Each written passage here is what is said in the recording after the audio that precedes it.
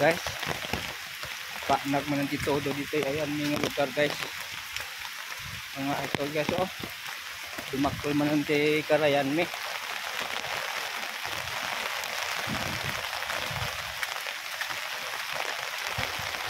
Babaha na naman guys. Hindi na naman kami makatawid sa kabila. Ayun, malaki yung tubig.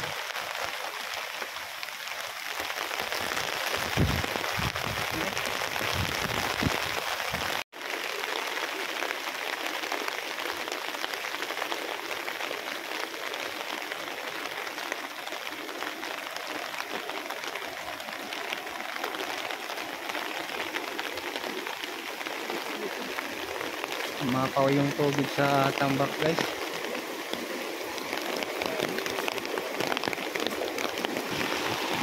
So mapaw yung tubig sa tadaanan namin ng tambak.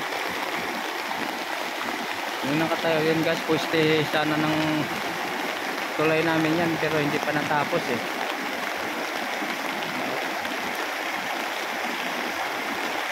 Hindi naman kami makatawid sa kabila. Hindi raw kaya ng balsa. Andyan yung balsa guys, hindi kaya tumawid. Buti mapaw lang yung tubig, hindi na yanog yung tambak lahat. Mapaw lang.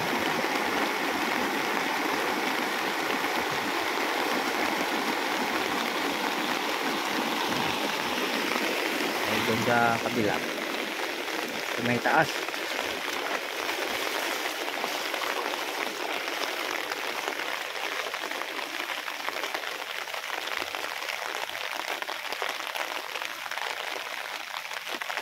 Dito talaga sitwasyon namin dito sa aming lugar guys pag umulan, pag may bagyo. Wala, hindi pa tapos yung tulay.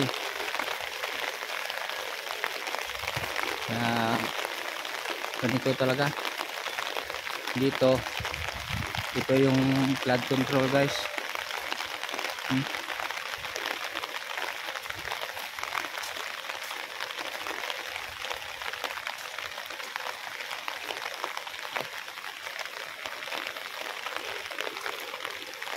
Ang flood control dito sa aming lugar, pero hindi pa tapos.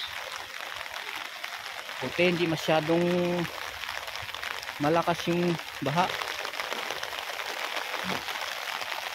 Umapaw lang yung tubig. Pero pag malakas yung agos, talagang mawas out yung tambak na yan.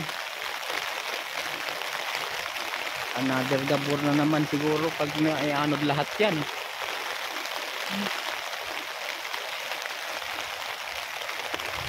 Ay, buhay.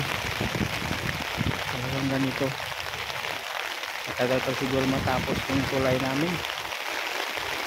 Kaya wala kaming magagawa. Paggalit na ng kalikasan.